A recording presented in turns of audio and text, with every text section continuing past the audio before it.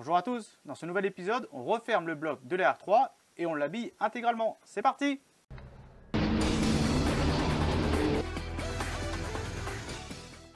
Voilà, vous l'attendiez enfin, la vidéo sur le remontage du moteur de la RX-8 R3. Et ben voilà, je vous présente le moteur de la R3. Ça y est, le beau bébé est remonté.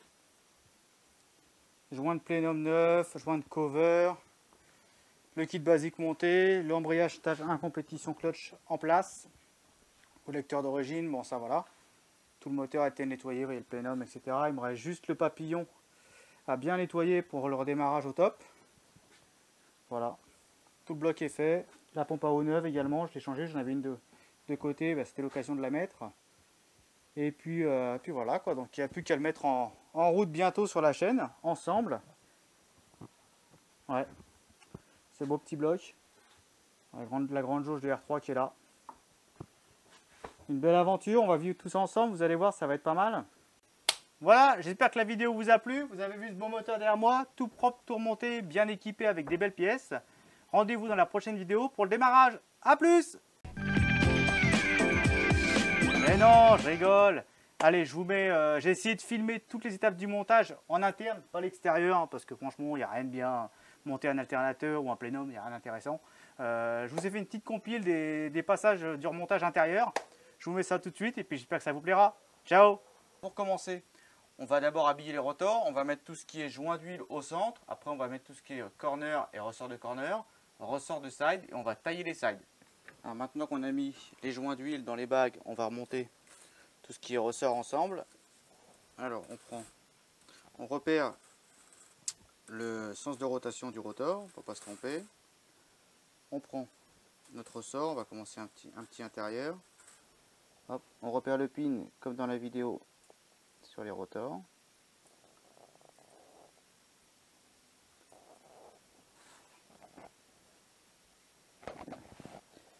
Voilà, hop. Tac, ça c'est bon. On vient prendre notre petit O-ring avec le joint d'huile qui est neuf. Monter avec de l'huile, juste de l'huile moteur pour bien le placer. On repère l'encoche de butée qui est là.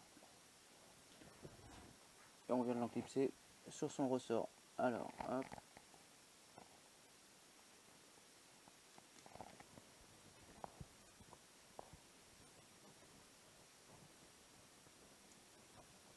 Voilà. On passe à l'extérieur. Joint d'huile extérieur, pareil, même punition. Tac.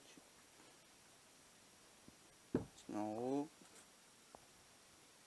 On met le ressort. Voilà, ça c'est pareil. Tac. Le ressort il est en place. Logiquement, si on est dans le bon sens, le ressort ne peut pas tourner. On peut faire un test. Voilà, il est bloqué, c'est bon. Et on vient lui mettre son grand joint d'huile.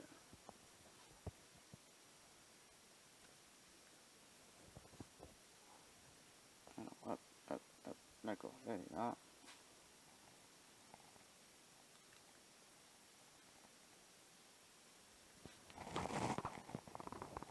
Donc joint d'huile extérieur posé, on passe au segment coupe-feu. Alors pareil, ce segment coupe-feu spécifique à la RX-8. Pour protéger tous ces joints d'huile de la chaleur des échappements. Le ressort qui vient le plaquer. Tac tac, on le prend. Pareil, un peu d'huile pour tout ça. Voilà.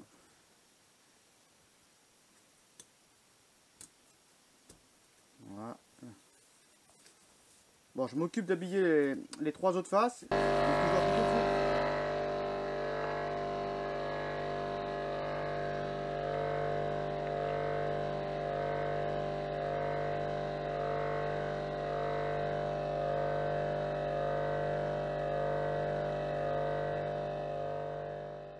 Bon, je vais vous montrer comment on taille les sides sur un kit Atkins. Alors vous allez voir, on ne peut pas les mettre directement sur le rotor, c'est ce que je vous avais dit quand je vous ai présenté le kit. Il faut les tailler pour leur donner la bonne dimension. Alors j'ai un rotor qui est là.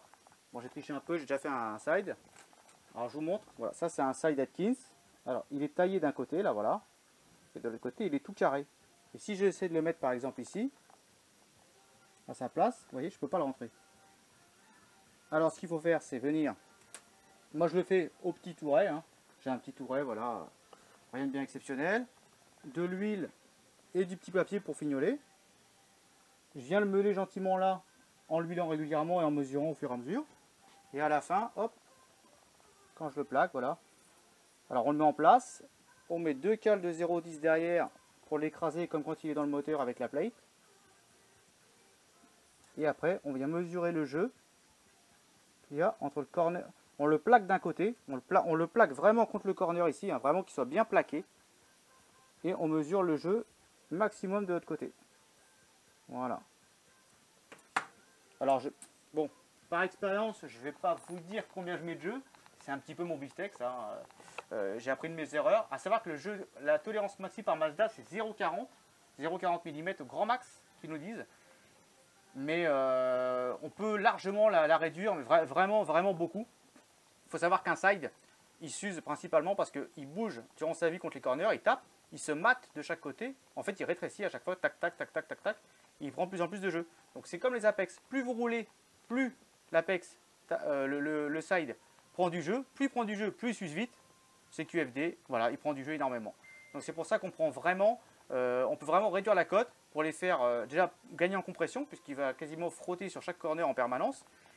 On gagne en compression, on gagne en tranquillité d'usage parce qu'il durera plus longtemps.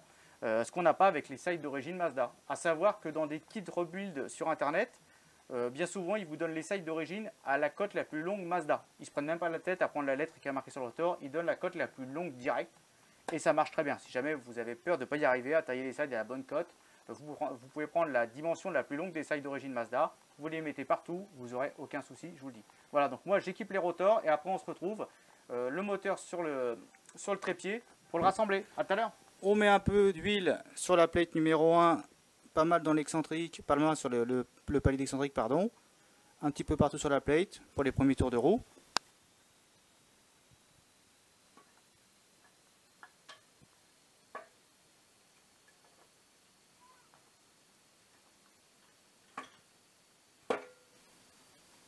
On met de la pâte Ilomar pour maintenir les joints le temps du travail.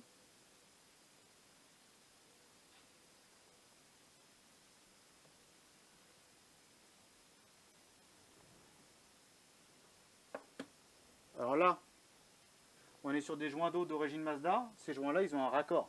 Si vous avez des joints Atkins, ils sont en une seule partie, mais ceux-là, ils ont un raccord. C'est la pièce la plus fragile du joint, la partie la plus fragile du joint. Donc on la met sur la partie la plus fraîche du moteur, l'admission. Faites bien attention à ça, c'est important. Voilà, hop.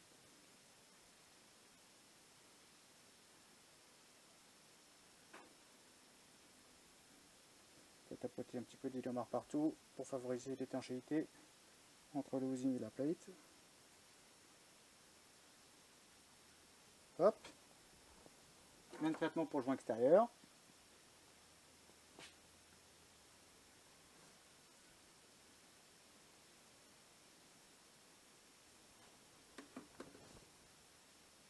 Pareil, ça c'est un joint d'origine Mazda.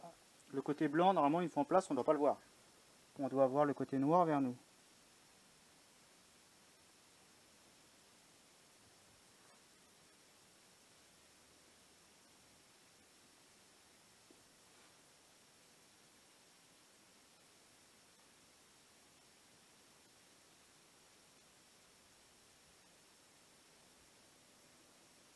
Voilà, le joint doit être bien mis en place. Normalement, il trouve sa place tout seul. Hein. Hop, voilà. Ensuite, on met un petit peu pareil d'Ilomar pour le joint d'huile. Ici. Hop. Tac.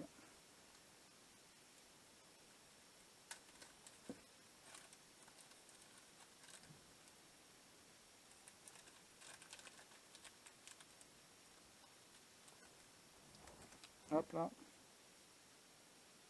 Pareil, on fait attention de bien le mettre celui aussi, c'est important dans sa gorge, voilà.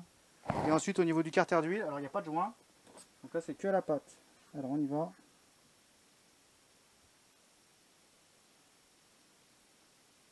Voilà, et de l'autre côté.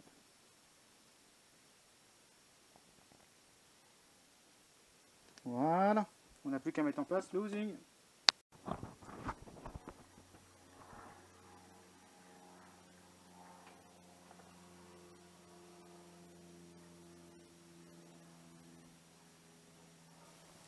Alors on met en remplace les apex. Comme je vous ai déjà dit, je les ai collés à l'avance. Hein. Donc je mets le grand ressort en premier. J'enfonce à peu près à la moitié.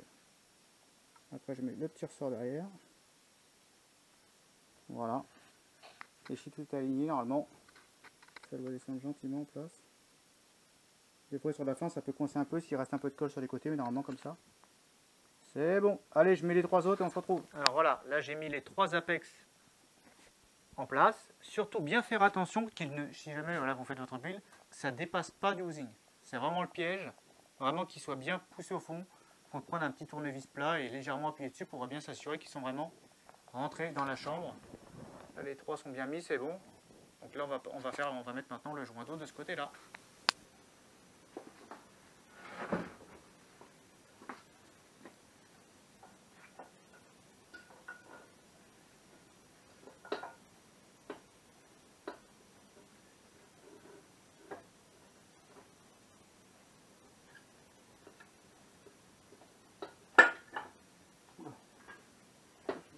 On a bougé? C'est bon? D'accord. C'est bon, je crois pas là.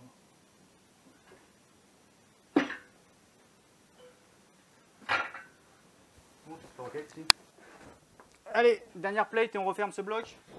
Tout est en place, joint d'eau, joint d'huile, tout est lubrifié, il y a de l'huile un peu partout. Tout qui coule là d'ailleurs. Voilà, hop, allez. Petit R3, c'est parti.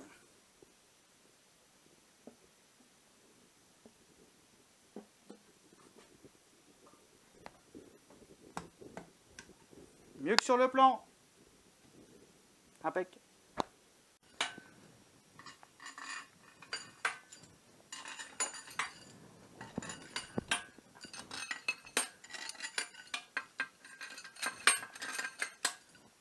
Filmez-moi, hein. Un peu loin, voilà. On a reste plus film. Non, toi? Non, mais ça va bien être cadré, ça. Ouais? Ouais, à mon avis. Non, sérieux? Ça fait flipper. Tac, tac, tac, tac. Vas-y, arrête. Donc maintenant, on va serrer toutes les vis du bloc à l'arrière de la plate. Là, voilà. Vous avez toutes les vis, là, de 17 à serrer. Première passe, on fait 25 newtons. Deuxième passe, c'est 39 newtons maxi. Donc serrage en croix à respecter comme le donne la notice Mazda. Voilà. 39 maxi, 39 newtons. Moi généralement je serre entre 35 et 39, ça suffit. Donc voilà, je serre tout ça et puis je vous retrouve une fois que c'est fait. Voilà, deuxième passe terminée, pardon, ça y est, quand il fait chaud, ça me fait dire n'importe quoi. Donc on a serré à 38 newtons, voilà. Maintenant on fait un petit tour de contrôle, voir si tout le monde est bien serré. C'est bon, tac. Voilà.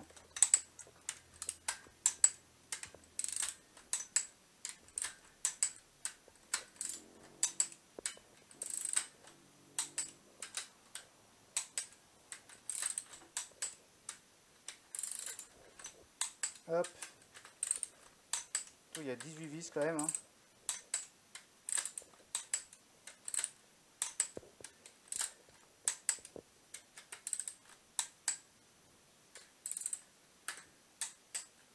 Et voilà, ce beau bloc de R3 est refermé. On serre l'écrou du volant moteur à 420 newtons. Donc là, il faut vraiment avoir du bon équipement, sinon on fait vite n'importe quoi. Une fois le remontage du bloc, je veux dire terminé en lui-même, le bloc vraiment lui-même, hein, on met les écrous de chaque côté, donc on serre le volant moteur au couple indiqué, on serre l'avant du moteur sans le cover au couple indiqué, voilà comme ça, et on vient mesurer le jeu du vilebrequin, le jeu de l'excentrique en long. Alors normalement c'est 0,09 maxi, donc vous voyez on est là on est à 0, et on est à 0, ah, voilà, 0,08, on relâche, 0, on reprend. On est à 0,0885, donc on est dans les tolérances. Donc c'est bon, le jeu axial est bon. On peut redesserrer l'avant, monter le cover et puis rhabiller le bloc. Le bloc est bon, il est dans les codes Mazda. Voilà, j'espère que la vidéo vous a plu. Vous avez vu ce bon moteur derrière moi, tout propre, tout remonté, bien équipé avec des belles pièces. Rendez-vous dans la prochaine vidéo pour le démarrage. A plus!